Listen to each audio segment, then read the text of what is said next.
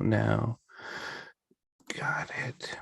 Hello, everyone. I'm Dr. Paul Dyer. Welcome to Bridges Live of Dr. Paul and Talking with Friends. I love that comment. I love that type of title, Talking with Friends. I am talking with Miss Emily Bopp. Did I pronounce that right? Nope. It's Boop. It's not even that. Bopp. And the only way you know it is if you're from St. Louis, where there is a Bopp Road and a Bopp funeral home, and everyone knows to call it Bopp. But I'll tell you, I'm married into this mess. So you married into the Bopp of Bopp. Exactly. But thank you for asking. It's Emily Bopp.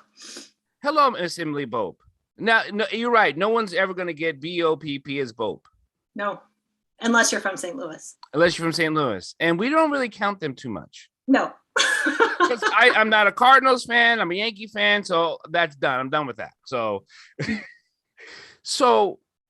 here's it is, people. You know, Bridges Live always likes to talk about information, conversation, and education, and also about putting things into an action. When we talk to people like Emily, talking with friends, this is about a conversation that doesn't often get have, but probably needs to have more often. And that's a conversation. And we're not having conversations. We're either being talked at or talked to or trying to be interrogated from. Emily and we're going to have a conversation about her revelation or her come to an understanding. But Emily, you want to just tell people a little bit about yourself, because it has nothing to do with our conversation, but I guess who cares? How did you come to your understanding and your revelation? Because we talked and you like, Dr. Paul, not many people are understanding what it is to be white. Right. There's a book out. I don't want to give her props about being white America. Great book. The White Privilege. It's a great read. I don't think it's on the bestseller list unless all the Black people read it, because white people are just not going to read it. They're just like, what do I care? I already know what it's like to be white. Well, but that's an interesting thing. Yes. People don't know what it's like to be white, because white people don't even consider the fact that they're white, because being white is invisible and normal. Right. So I think of the old story of the wise old fish. If fish could have gray hair, I picture a beard, right? Of course, fish don't, right? But he swims by the younger school of fish and says, "Hey, boys and girls, how's the water today?" And they look at him and say, "What's water?" Right? And I think that is where I have been most of my life. And water. Many of that I didn't even know existed. Right. So, yeah, there's a lot of books out there that are audienceless until white folks realize that whiteness means something. So some people may say, well, how did Blacks realize they're in water? Well, they didn't have a choice. Right.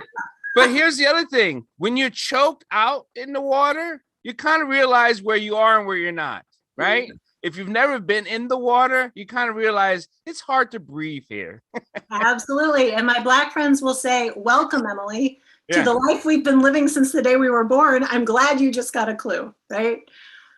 I don't ever want, and people who know me, love me, care for me, who reach out to me, and all these, I actually say this is difficult times. These are difficult times.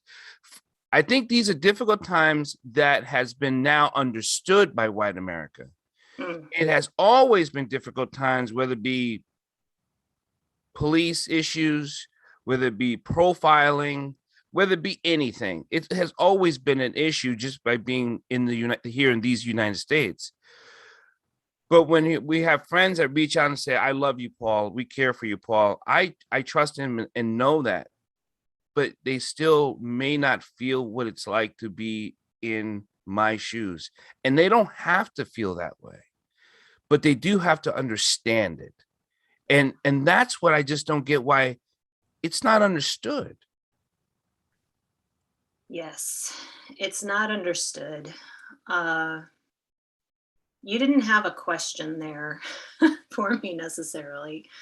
And I don't know, I'm not a D&I expert by any means. This is I am probably a slightly unusual human in that I have come to a place where I can hold ideas loosely enough from the definition of who I am to be able to entertain them enough to understand what it's like to be in someone else's shoes. And I think that that's, when you kind of have a wrinkle in your brow, but I'm not sure they understand. Well, from where I sit and from my own experience, when what we think is so indelibly tied to who we are. So, whatever we think about the world or about an issue or whatever is so tied up in our identity. That means by definition, we have to hang on to that thought or that belief, whether it's conscious or subconscious, right, because to let it go would be to jeopardize our own being, our own identity, right? And that's tough. The favorite quote of mine from a gentleman named Callistus Ware said, "We should not say with Descartes, I think, therefore I am, but rather I love, therefore I am, or even more so, I am loved, therefore I am. The degree to which I'm loved is the degree to which I'm intelligible to myself." And if you just sit with that for several years, right? I think people have to play this over and over again, be like, what was that? You know how you pause? Back in the olden days, I'm telling myself, when you had to remember a song, you had it on the tape deck, you would hit pause and be like, what's those words again? And rewind and hit pause again. So I think people are going to do that with that saying. Absolutely. Well, really, when your essence, your being, the you of you is so indelibly linked with what you think, it is very difficult to entertain other thoughts. Yes. That's what I've come to. And how did you get there? I mean, did you get into a car accident? Did something happen? the 7 years on the couch after my second child was born. Second-year-old? That's an interesting. Second child was born. Yeah, I mean, I don't know how I got there, and I don't know that there's a blueprint or a template for how anyone can get there, but I do think Did you leave breadcrumbs? Can people follow? Machu Picchu, and I participated in that. What did I just read about? There's some herb that you can do with a group of people. Ashwagandha. You don't even yeah. know what this is. Ayahuasca. No, it was not that. It was not that. But here's the thing. The more we talk, so you and I had this conversation on the phone. I don't like talk that stays at the level of talk. I like when talk actually moves to action, and you kind of introduce this conversation that way. However, ideas have consequences, and if we don't share them and talk, it's difficult to move awareness forward. So I think for someone like me and the circles of influence that I enjoy, to talk out of my experience starts to plant the seed for others to have an experience of their own that is genuinely theirs. I wouldn't be so presumptuous as to say that anyone should, try to do what I did or follow what I do or think what I think or, any of those kinds of things. But to be able to come to any given issue, racial realities in America for sure, with open hands that, hey, wait a second, what if? Right. What if there's an experience that I'm not familiar with? What if there's another way of looking at this that is totally foreign to me, but is completely legit? What if I entertained that? What if, and that is, as a science mind, and my mind runs that way. I don't think enough people ask those questions, because when I ask someone, what do you think? I often immediately get the response, well, I don't know. And I'm like, that's not what I asked. I asked you, what do you think? Not what do you know? What do you think? So that's sort of like a what if. And I get, well, I just don't know anything about that, Paul. And I kind of have to stop it because I don't understand what that means. I ask you, what do you think? And I get, well, I don't know. I'm not, and most people go right to that concrete. So question for you. Do you think people are afraid to commit to an opinion or a thought because they'll be judged on it? Because I think they don't know how. Okay.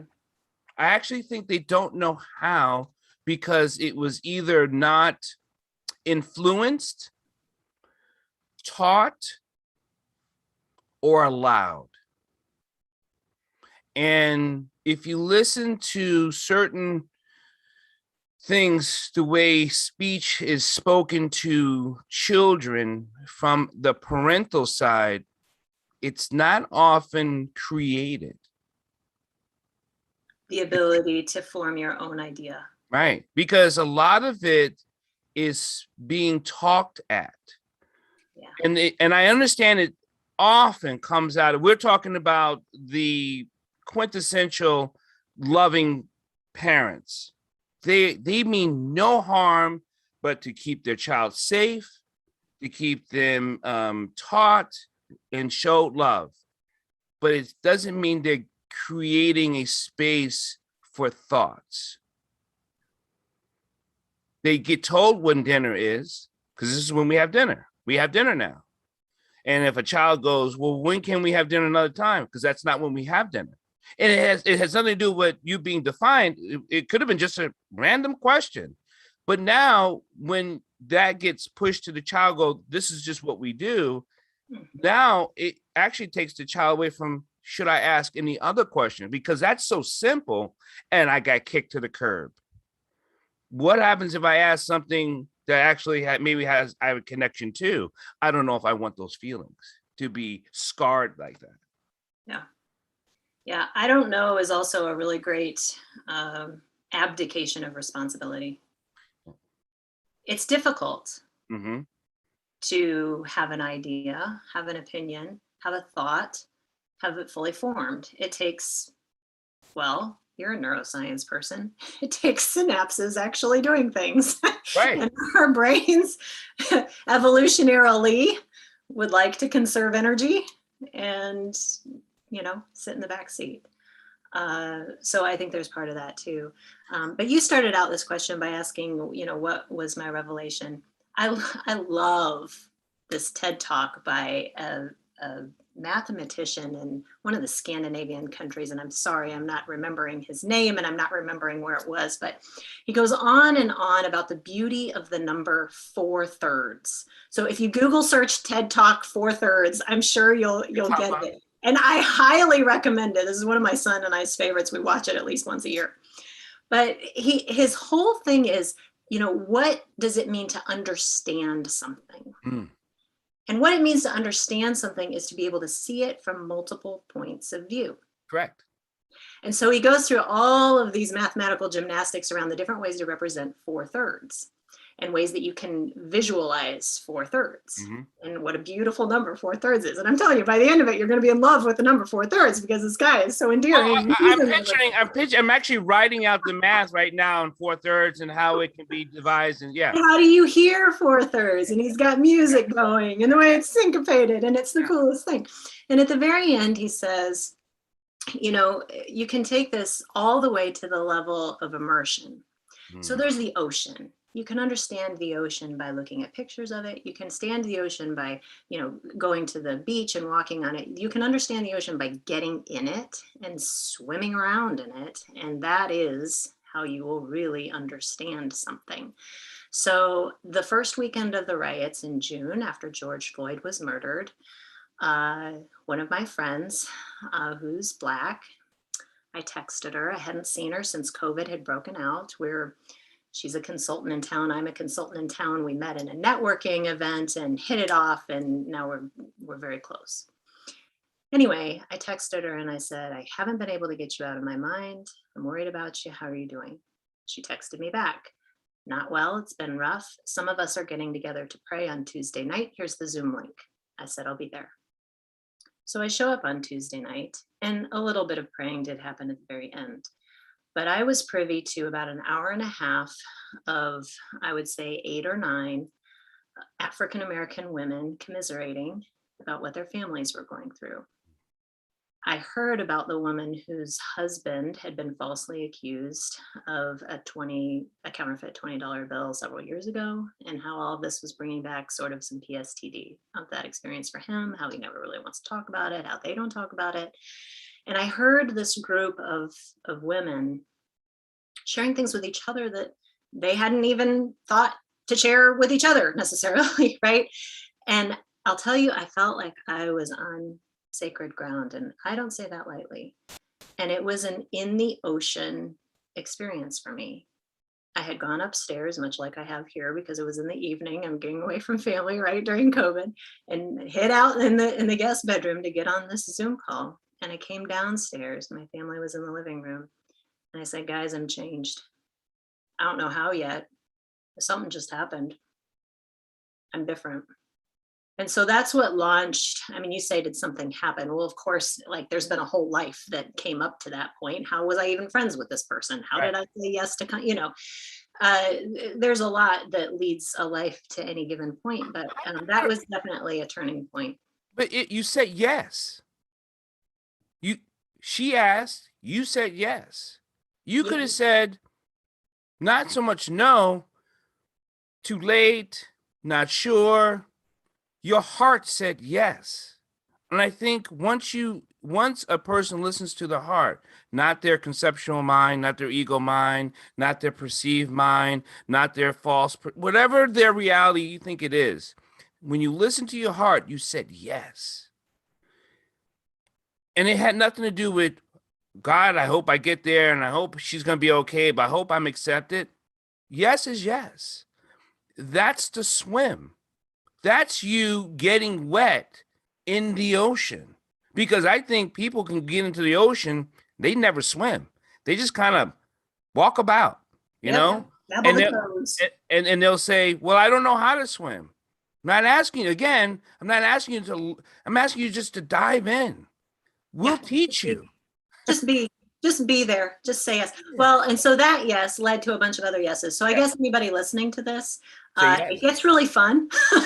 I mean, it's painful because of what we're talking about, but it gets really fun in the sense that something that at once seemed so just overwhelming, untouchable, unengageable, isn't. It's very much, it's not that hard to put yourself in someone else's shoes. And it is extremely fulfilling. And you find yourself seeing things you never saw before. And you find yourself being able to do good that you never knew you could do before. It opens up so many avenues. I can't imagine living any other way. Well, Emily, I tell you, you're going to get rocks thrown at your house because here's the thing. How much my address are you? No, because the people are saying I'm a good person. I just because I don't do this, I don't do that, that doesn't make me a bad person. And I think when people hear this, listen to this, watch this, however you come across this, hear me, feel me. I'm not talking about you being a bad person. I'm not talking about, and I think that's what Emily's talking about. You're so wrapped up in an identity, you have a hard time letting go and seeing the other sides. You're thinking that this may be defaming you in some way, calling you just because you have not immersed yourself into the understanding of Black education and Black experiences, that you're a bad person. Absolutely not. No.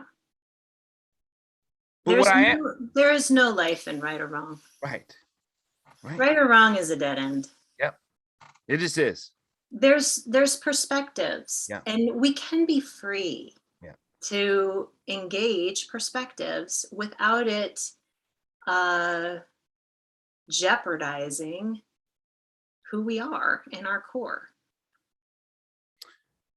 You know, do you find certain words upsetting that is either called to white America as upsetting as things called to Black America these days? Give me some examples, because I'm not sure I'm following. Because like when people use the word Karen, I now find it, I don't like weaponizing words. I think that's used as a political tactic, and we're not going to go there. When you use a word and turn it into whatever form of positive or negative, it's weaponized, and now you're firing it at certain things. And I think the word Karen's now used as a weapon. just like nigger was used as a weapon, just like boy is used as a weapon, gal in the South. All those are weapon words that you as takes on its own meaning, and now it's used to keep people in trauma. Mm. How do you feel about those weapons being used when you hear or see them being used, especially Karen? Yeah. It's a fair question, and it's coming to an unusual human who's living kind of purposefully detached from that realm. I love it. I'm not sure if people can understand what she's talking about. I really don't, but maybe you will. And I think you have to sit with that. Because when you detach yourself from, when you attach yourself to love, you become disconnected with the affinity to hate and hurtful things. So things may be said in a painful, hurtful way, but it will never resonate with you if you resonate with love. And that's wow, Emily. I know. It's powerful. Well, you're the one who said it, but yes, you articulated much better than I could have. Because that's exactly what you said. You're like, I don't even connect with it because it doesn't even affect me. And it doesn't affect you because I don't live in that world. Absolutely. Yeah. What I will say though, back to our conversation that I've been thinking about recently, is that ignorance is bliss only for the ignorant. It's not bliss so there's a difference between detaching from something that doesn't bring life and remaining willfully ignorant. And so there's a distinction there. And I guess I just want to call that out, that engaging for understanding, the getting in the ocean thing is different. And that's where, I'm finding myself in a position to be able to pull together folks like me, white middle-aged men and women who are feeling compelled to engage. And as I'm getting some questions around, some of the formality that I'm putting to this, what are the questions? Do share. There's concern, is there an ideological agenda? Wow. This are we pushing for critical race theory or not in schools? That kind of thing. Is there? I'm trying to think of something, but to me, those are all questions that are on a plane that I'm not even living in. Like, let's go either deeper or higher, however you want to look at it, which is just, can we choose to see what we haven't seen? Yeah. Can we choose to see what maybe we didn't even know to look for? And can we just see it? Can we not judge it? Can we not, have to categorize it as right or wrong or something we should do or not do or whatever? Can we just open our eyes together and see it? Choosing to see what we haven't known to look for, choosing to see what we haven't seen before. Can we operate on that plane? And, when I come back with that, people say, sign me up, I'm in. Because that's refreshing, because that's not the typical narrative, right? That's being offered or pushed in more formal ways. But I don't know. I don't think I have a whole huge audience thing either. I've been spreading the word, and I actually think you do. I actually think you have more afraid audience than you have. I really think you do. I think it's the audience that is just afraid or cautious, how they would like to say it. To me, cautious and fear, it's the same thing. The way people try to again use words to make themselves feel better, I don't know. I just think it's fear, cautious, however you want to put it. And I think you have a larger audience that's waiting. And the question is, what are you waiting for? What could you wait for? Like, what is next? Like, what would have to be next for you to come on in? Yeah, you got my wheels turning. That's an interesting one. Because really, I mean, back to the ocean analogy, if you don't like the temperature of the water, or you don't like the feel of the waves on your skin or whatever, okay, maybe it's not time. Right.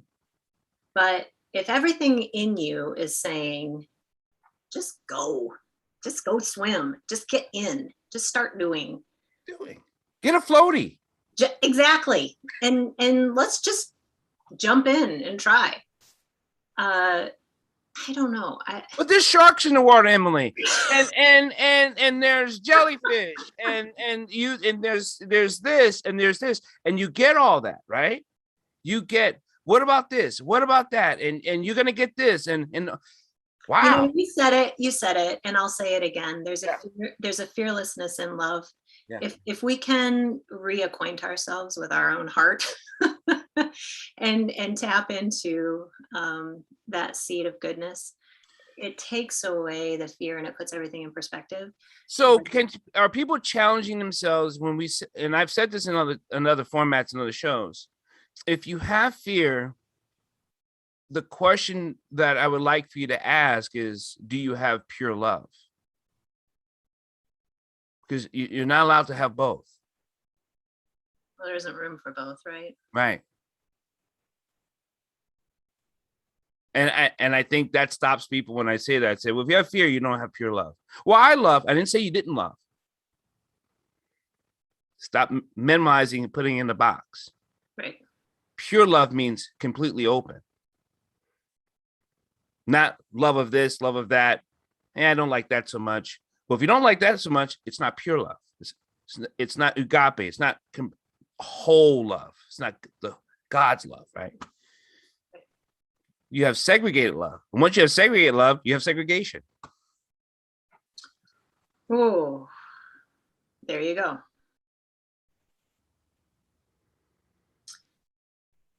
Yeah.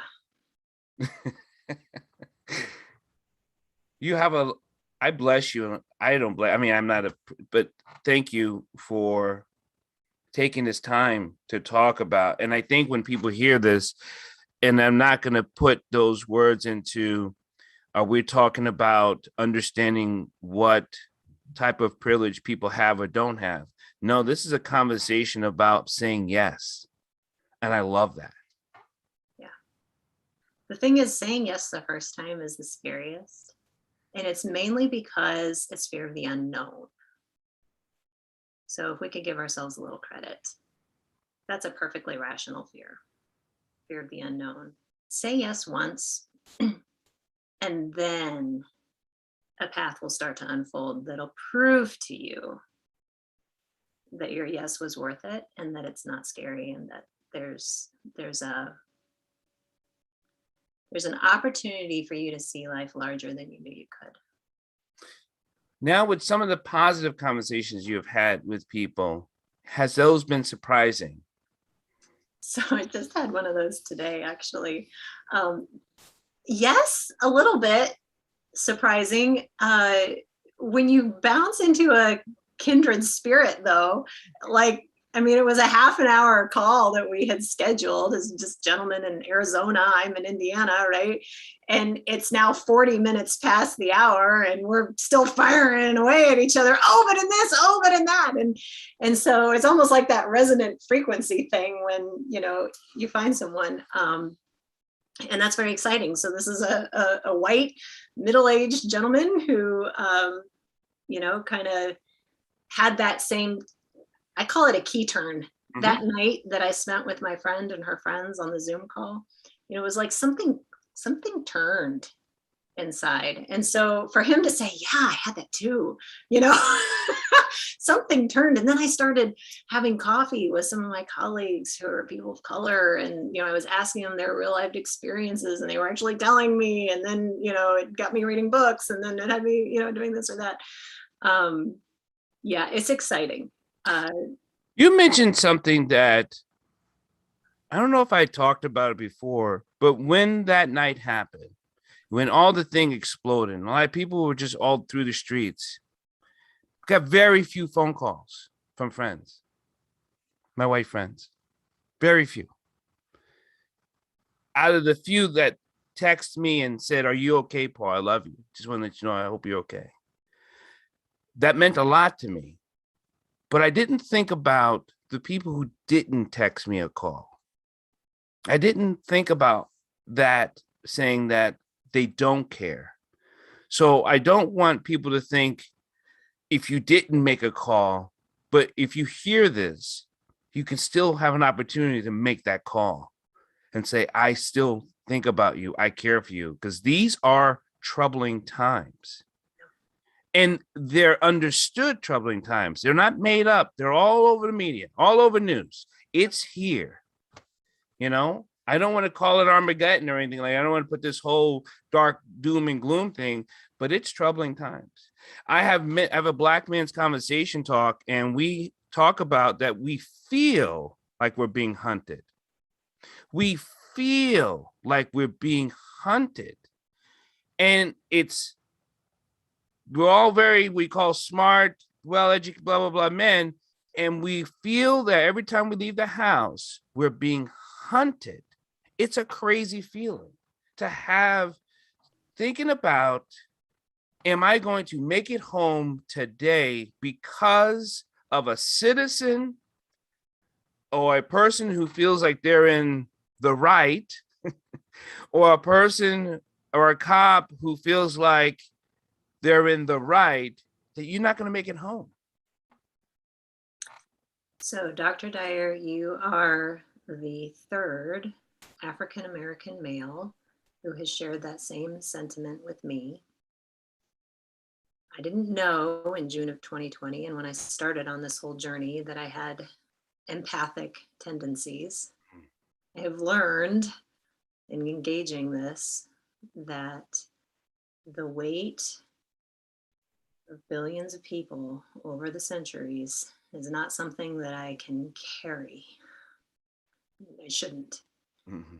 But I feel that weight when you express that, and I know there's so much more behind it, and that is the tip of the iceberg.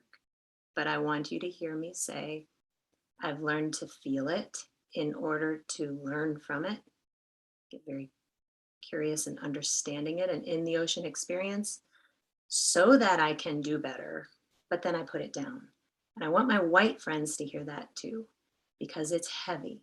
When you do care, and you do hear things like what Dr. Dyer just shared, you don't know what to do with that. My teenage sons don't know what to do with it.